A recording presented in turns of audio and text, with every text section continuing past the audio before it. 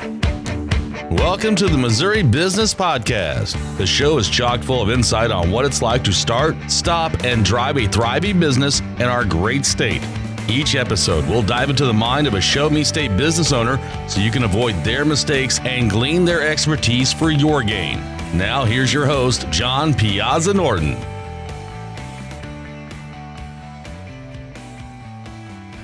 Hey everybody, just want to welcome you into the first episode of the Missouri Business Podcast. I'm your host, John Piazza Norton.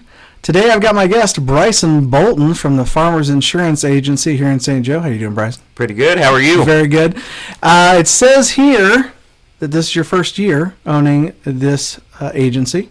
That is correct. But you were 8 years as a claims agent. Correct. And that was with Progressive? Yes, sir. See what the notes do? It's nice. It's nice. Preparation. it is. And you know, when I used to do a different radio show, it was one where we could actually drink. Mm-hmm. We're not drinking now. There's a gas station right down the street. There is, but we're not going to do that. We used to plan to the minute. Mm-hmm. Like I knew what was happening, the song we were playing. I mean, and no one cared. Yeah. Like, just like this. We're doing this podcast for one person. That's it. One person that gets benefit from what we're doing, that's awesome. Yep. That's the only reason I'm doing it. I agree. If they manage to tell a friend, that's super cool too. But if one person figures out that, hey, I'm super tired of my job, how in the world can I get out of this? And I have nobody at home helping me. In fact, they're against me doing it. That happens a lot. Yeah. So how do I put the one foot in front of the other to either stop what I'm doing if you're already running a business, and how can we shut that down, or starting it up from scratch? Start them up.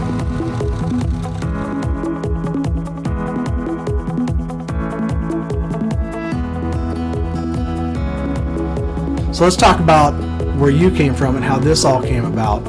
Now, did you start it up from scratch, or this is something that you kind of came into a different situation, you put it all together? How did that all come about?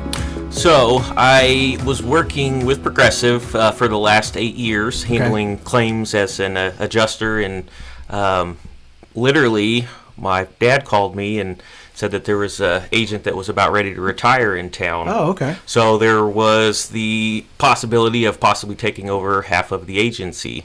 So Nice. At that point, I had to make a decision on whether I wanted to continue doing what I was doing with the claims, working for a large company, or take the leap of faith, the jump, and try to do something on your own, run your own business, and kind of be your own. Okay. And so how long ago was that? I officially took over on July 1st of this year, 2019, and we've been up and running since. So I don't know what... Well, now you said 50%. Is that something that... Did the other person around here somewhere that I didn't see them? Oh, no, so the gentleman that retired, they split his book in half. So he had a CSR, customer service rep that worked for him. Gotcha. And given her background, her being there for 20 years, knowing all the customers. Oh, yeah. Yeah, they wanted to keep her in, and then they had another position opened up. My dad asked me about it, and then I made the decision. That's what I wanted to do ever since I was a little kid. Okay. I remember being in school. Hey, what do you want to be when you grow up? What do you want to be when you grow up? That was the number one question always. You always had to write it down, and they always asked you. I wanted to own my own business. Nice. What it was, I had no idea. Sure. I just knew that I wanted to work for myself and own my own business. And working for a larger company, Progressive was a great company. Yeah. But you can only work so hard and be benefited for it. Yeah. You reach that ceiling, and so you can work 24 hours a day, 7 days a week. Right. But your ceiling, you're capped. Yep. So by owning your own business, you put in those hours, you're going to reap the benefits of it, and it's just, it was probably one of the best decisions I've made so far. And you know what? There's kids in school right now that are about to graduate, and they're thinking to themselves, they don't know what they're doing after school either, much less owning their own business. So not knowing what you're doing, that I totally get that. Yeah. But as you go forward and as you start to build this business and it starts to, at the first point, you had to buy it. Correct. Well, so they didn't just give it to you. Actually, with the background that I had, and there was just some money that they wanted to see. Okay. They wanted to see an appointed, licensed employee. So there was a couple metrics and just specifications that you had to meet in order to be eligible to receive, that portion of the agency. But yes, it was given half to me and half to her. So yeah, typically you do have to purchase the books. I gotcha. And they just have certain programs. They'll have protege programs that you can work up through and take over a book. Gotcha. They have scratch agents where you can start out from absolute scratch, and they just give you a higher commission rate to help build your business. Gotcha. And then they have acquisitions where you can take them over. So a whole bunch of different opportunities. And honestly, I'd probably never purchase one because you're in the hundreds of thousands of dollars, and then starting from scratch. That's a scary one there. So I fell into a great opportunity.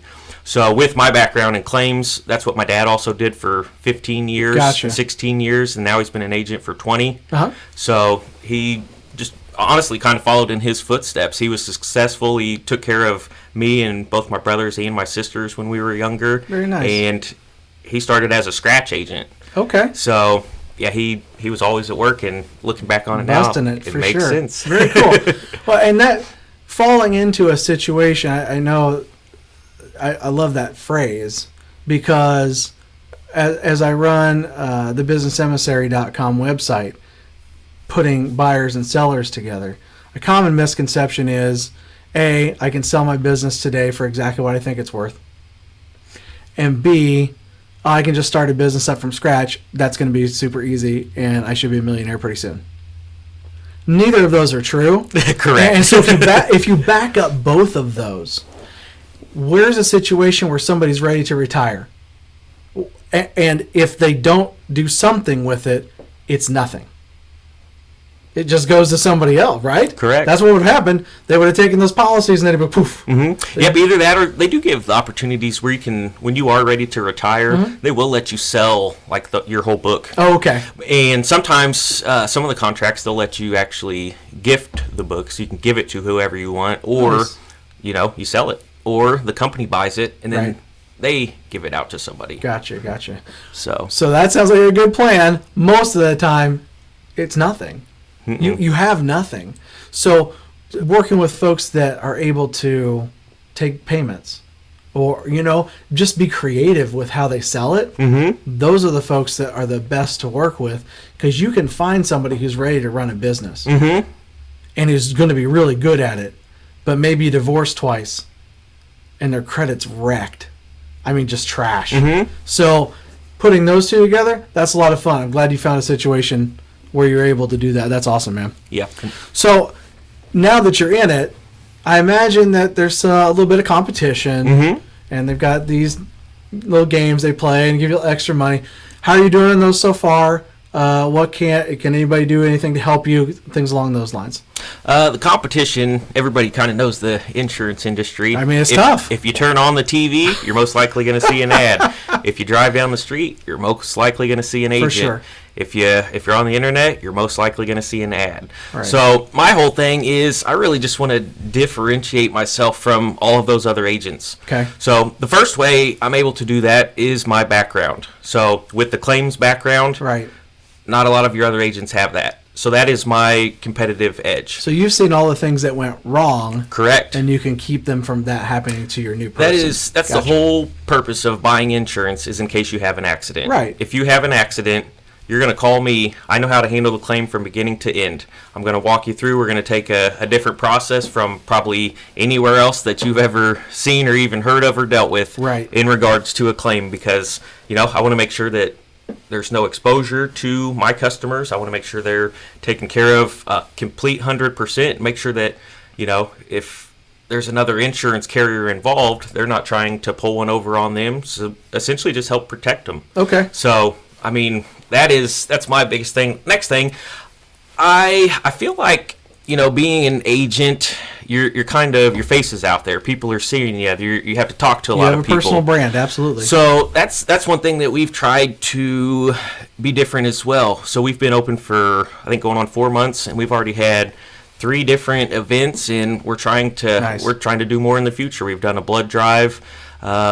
We just did trunk or treat out at the fun run, handing out candy to kids. Yeah. We got a Christmas event going on right now where we're filling up boxes for kids across the world that don't have necessities in Christmas. Gotcha. So we've got posts out on Facebook and media for that, and then actually getting ready to team up with my dad here in the next week or so for a canned food drive. We're going to do a father-son farmers canned food drive. And I assume all of that is on the Bryson Bolton Facebook page. Yes. Okay. Yeah, we post all of our events, and any support, we're just happy to be able to try to help people in a way that we couldn't before. Gotcha.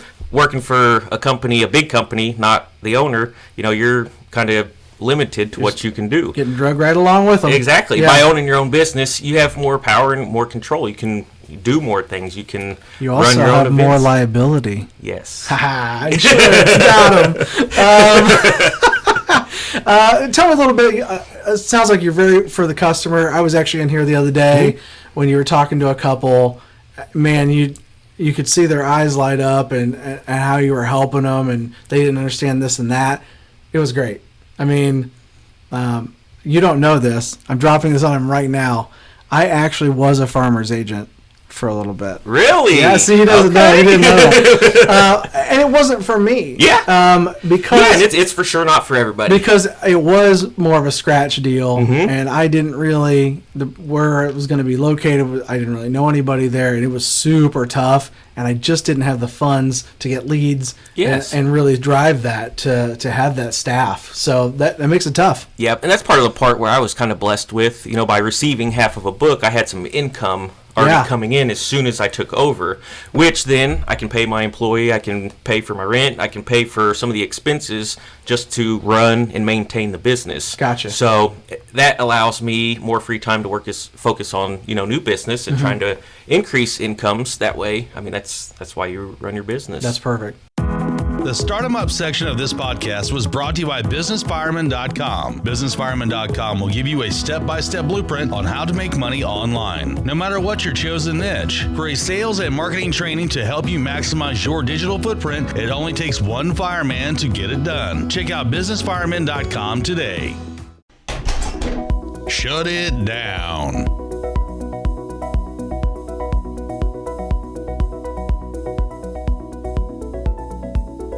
So, are you familiar with the Star Wars series? A little bit. Okay. I watched a little. So the very first 3 was the first one was great. Like first one was exciting, and the second one was not exciting. It was like, okay, what's going on? And then the third one was great, like super great. So that's kind of how the show format is. So the first part's starting a business. The second part is what would happen if things go bad, or if you've had to shut down a business. So people get a little sad, and then the last part's going to be me asking him questions he's not ready for. So hopefully that gives me the up that I want. We'll see. So it's a year and a half in. What do you do if you started to feel that the business was too much to handle for you? I think probably first step would be to sit back and actually take a look at which part of the business is too much to handle. Just kind of look back at your finances, look at your employees, look at all the aspects of your business and see which part is giving you the most grief. That way you can pay more attention to that part. Sure. So if you're not bringing in enough new business, and it's stressing you out, you might have to hire a new person, bring them in, train them, and then they can focus solely on marketing, telemarketing, trying to draw in new business, which frees you up to do, maybe one of those things that are causing the business not to do well. Sure. Go out and meet with people, have lunch with them, and take them out and just talk and meet people. Just get out there. Right. So by having somebody be able to do the business stuff for you. It allows you to free up. So it's just kind of a case by case, I would feel like, between every business, because every business is going to be different as well. Ours is a lot of policies, taking payments, and then just explanations of coverages and insurance jargon. And then my favorite part is just talking with them and, trying to make them feel better about the situation. When you're going through what their policies are doing for them, normally it's because something happened. So do you feel like there's sometimes animosity towards the insurance agency or insurance in general because this is what they have to do now because something happened? I realize you didn't do it unless you hit them with your car. but I mean, do you feel that when you're talking to them sometimes? I've noticed that because I took over an agency, so I wasn't in control of a lot of the things that they had been going through and had dealt with in the previous. So it's kind of just a whole flip of a switch for them. Right. So, I mean, people come in if they're upset about something, they're my customer now. So I will apologize on behalf of if somebody messed up or if they were misinformed, and then I'll do everything in my power to make it right, whether it's making a call to farmers and saying, hey, we got a customer that's not happy with this, what can we do? Gotcha. Or reaching out to more experienced agents. My father, he's one of the ones here in town, and I mean, he's kind of my go-to. So anytime I have a question or need anything, he's right there for me because he's been doing it for 20 years. So now, is your dad with farmers also? He is well. So we're both with farmers. So when we talk about those competitions, so you're on the same board. Correct. Yes. How's that been going? It's going well. Yeah. Okay. Good. No, he's been around for a long time, and I mean That's tough to catch at some point. Yeah. Well, plus he's amazing with his people. Very good. And that's essentially when you said you were listening to me and talking with people. That's how I'm trying to build my agency as well, just like his. Same way he did it. He builds trust with them, builds relationships with them, and if they need something besides insurance as well, they'll reach out to him. Hey, you have a plumber, do you have an electrician, do you have someone that does this? So with our job, we meet all sorts of people. We write business insurance, life insurance, home insurance, auto insurance, pet insurance. Yeah. So we have a market for pretty much every single person around. Sure. So it's neat to be able to, dig in, see what they're about, build that relationship, and then have a lifelong customer. Very good. So what would happen that same time frame that we talked about, and you start the customers start loving the products more than you do? What do you do? Well, it make it difficult because we don't have an actual tangible product. That is weird, isn't it? Here, hold my insurance. Yep. Yes. So that's another thing. Yeah, trying to sell a product that you don't actually have a product. It's more of a service. You have an actual policy, yes. Right. But as far as like when you come in, you take out insurance, you get some papers, but you don't have an actual tangible product. So it's more almost making them fall in love with, your agency versus the product, because, the agency is the one that provides the service. Well, sometimes you have lizards or cavemen or, I mean, I don't understand what's going on.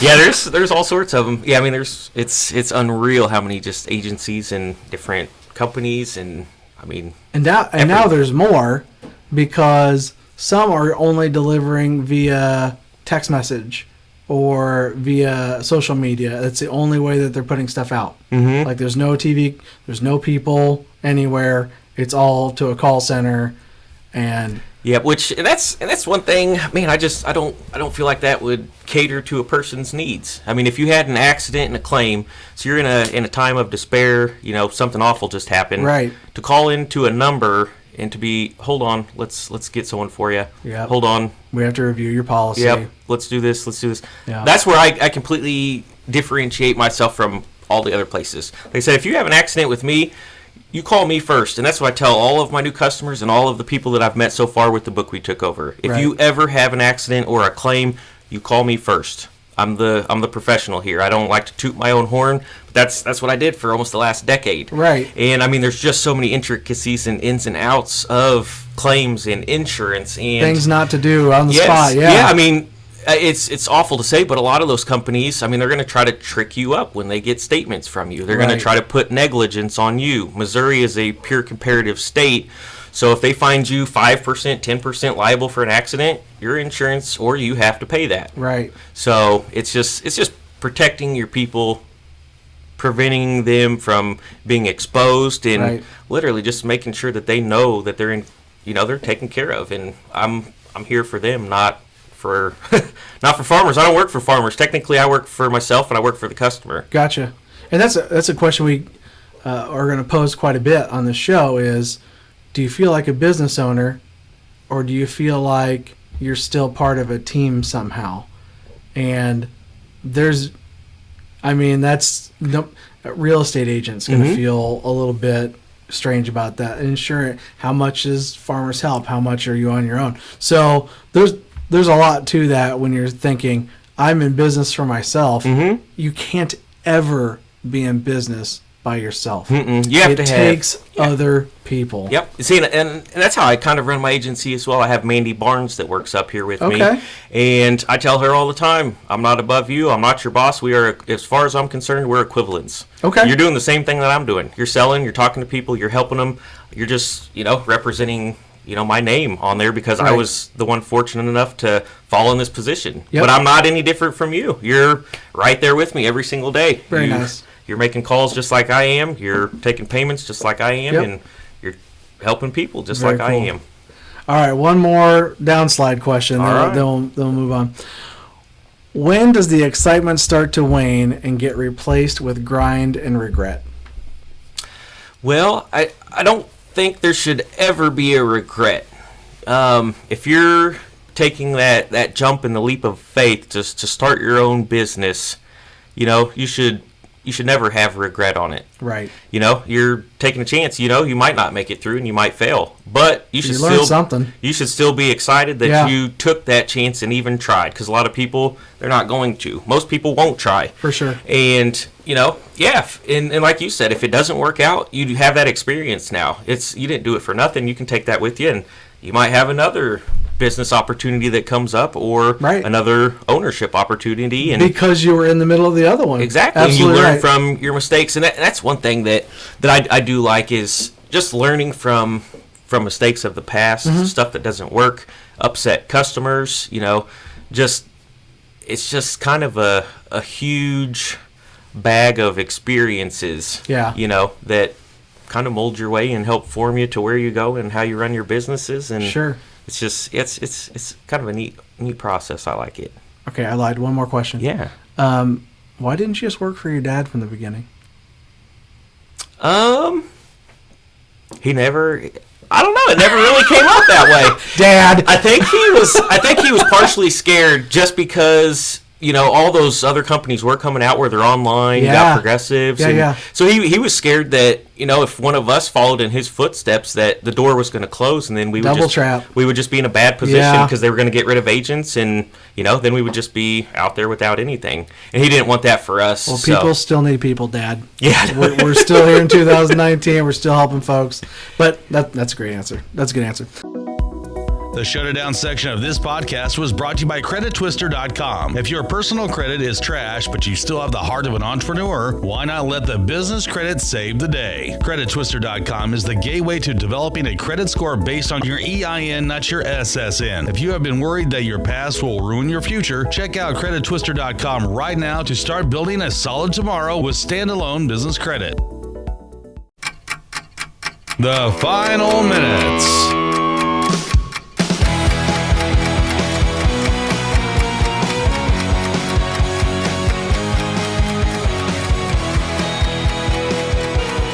All right. Are you ready for the crazier questions? Let's do it. All right. I'm always ready. Some of them aren't that crazy. If you could get rid of one state in the United States, which one would it be and why? I'd probably get rid of... Don't pick Missouri, as this is the Missouri Business Podcast. No, I was going to because if you get rid of this one, I'm just doing nothing. I was probably just going to pick Kansas because it's the border war of Missouri. Okay. And Missouri fan, my dad, and had my oldest brother went to Mizzou. Both my sisters went to Mizzou. Very nice. just because we don't like Kansas, really. Although my oldest brother is funny, he actually lives in Kansas now. So and he went to Mizzou, was in a fraternity, and it's uncomfortable. Biggest Mizzou fan, and yes, he lives in Kansas for sure. Married a Kansas girl as well. That is the thing that will derail you. But yeah, I'd probably do Kansas. Plus, it's just flat. It is flat. It would make us closer to Colorado, and that's kind of cool. There we go. Yeah. All right. So we definitely pissed off everybody in Kansas. That's excellent. Sorry. No, it's okay. I still like everybody in Kansas. We're not doing a Kansas show. That's done now. What is a common myth about the insurance industry, and can you debunk it for us? I would say, I don't know. One, at least as far as I am concerned, I feel like, actually it may not be a common myth. I feel like a lot of places are really pushy. Mm-hmm. So a lot of people think that salesmen and stuff are pushy. That's, I don't know. I mean, there's no way to really debunk it, but I don't even like being categorized like that. Understood. That is a huge thing that I've told everybody that before I even started my agency. I do not want to be the pushy person. I want to actually help people, word of mouth, them tell their friends, and then people come to me on top of that. I mean, it's just so. I mean, that's kind of confirming. Some of them are kind of pushy. Well, when you do have word of mouth, that person's already coming to you to buy something, so you don't really have to be too pushy at that point. Correct. Working with a place that was a weight loss place, and she may actually be a guest at some point.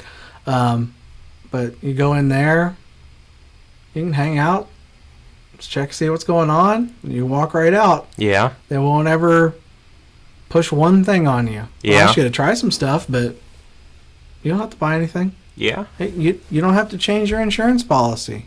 I mean, see, I like that. A lot of times when something, you don't wake up in the morning and say, man, I'd sure like to try another dentist today. Something has to go wrong. Correct. Most of the time when you're paying something periodically. Yeah. So and I guess you could say maybe premiums and prices on insurance. I mean, a lot of people probably think that it's the agents and the insurance companies control. Right. But I mean, a lot of it's based on the actual person who's looking to get insurance. You know, their insurance bureau score, whether they have accidents or tickets, specific vehicles that they drive. So there's thousands probably of different factors that go into somebody's premium. Gotcha. And that's out of our control. Yeah. So, So you're saying it's the state's their fault mostly. For whatever price it's going to be, it's because you did X, Y, and Z, or didn't do X, Y, and Z. It is a result of their kind of past behaviors, and if they have an accident or ticket, they're the direct responsibility for that. So it's not just the ticket dollars that are going to hit your wallet; it's the future too. So that's one thing I actually did when I first started here. I downloaded the Farmers app. Yep. And they kind of grade you on your insurance bureau score, which is kind of credit. Yeah. And I downloaded the Credit Karma app, and I literally just kind of watch mine for now on. And if I have customers, if they don't have a great rate, I'll say, hey, download Credit Karma, watch your stuff for like 5 or 6 months. Yes. Boost it up. Make some good decisions, come back and see us, we'll requote it, and, probably have a good rate. Here's one of the good decisions, though. Do not get any of the credit cards that they're offering you on that website. It will destroy your credit. There you go. They say it's going to help you. It 100% isn't. Trust me. Watch your score. Perfect. Don't get the cards because now you're throwing more debt on there, and you're not going to use 20% of that card. You're going to use 90% of it because you need the money. And that's what was awesome about that app. Go Credit Karma. Yeah. But I mean, literally, it will tell you if you have more than 30% balance on your overall credit, it absolutely kills your scores. It definitely does. So I never knew that. I hopped on there, made some changes, and I bumped mine up a whole bunch already. Very nice. It works. This is not sponsored by Credit Karma. not yet. Well, we'll give them a chance. So, sorry, Dad. Pick 2 celebrities to be your parents. 2 celebrities to be my parents. I would say... You don't even have to tell me why. Man, I don't even.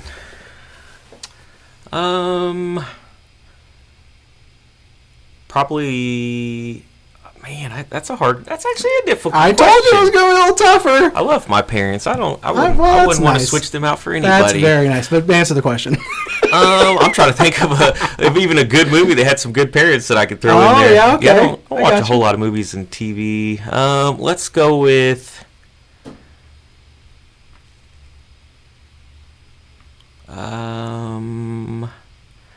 Man, that would stump me.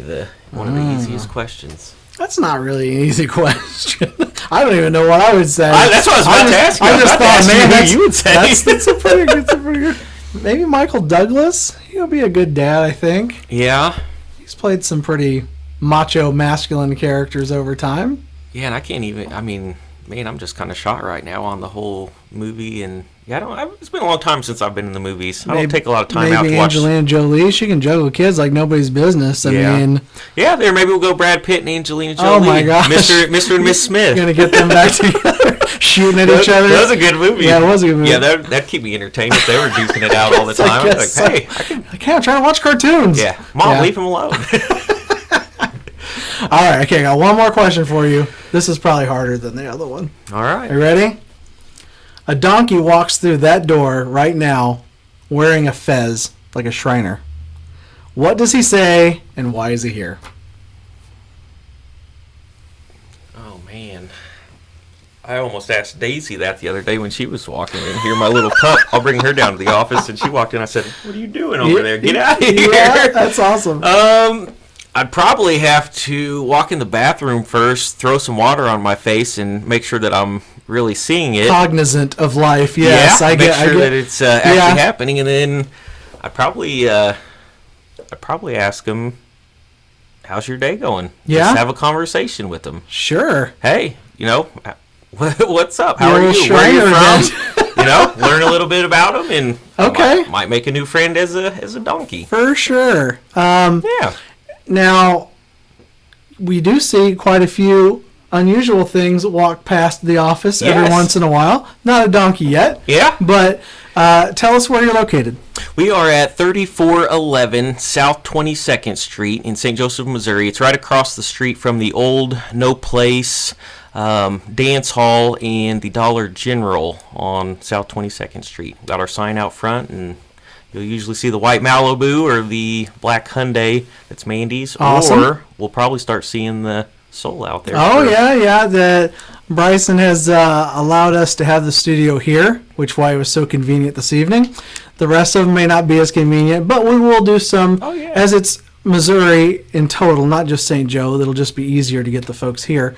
We can do Zoom meetings and things like that. So just jump in here and get on the computer with some folks around the great state of Missouri. So any other things that I should have asked you that I didn't? I don't think so. I mean, we could sit here and probably converse all day on business stuff. We definitely could. Business is neat, people are neat, and it's just that's probably my biggest takeaway is I'm just happy that I'm able to help people on a different level. I can reach out to more people. I can help more people. Perfect. And I think that's what I'm supposed to do. I appreciate it. All right. Again, this was Missouri Business Podcast. I am your host, John Piazza Norton, and we'll look forward to seeing you again next time. Thanks a lot. Thanks, John. Thanks for joining us for this edition of the Missouri Business Podcast. Make sure to visit our website, MissouriBusinessPodcast.com, where you can subscribe to the show on iTunes, Spotify, or Stitcher so you get the ding when the next one is out. And if you have a question to pose on the show, just shoot us a comment on the website or like the John Piazza Norton Facebook fan page for direct access. Be sure to tune in next time when we squeeze the brain of another business leader for your benefit. Talk is cheap. I'm from Missouri. You have got to show me. See you next time.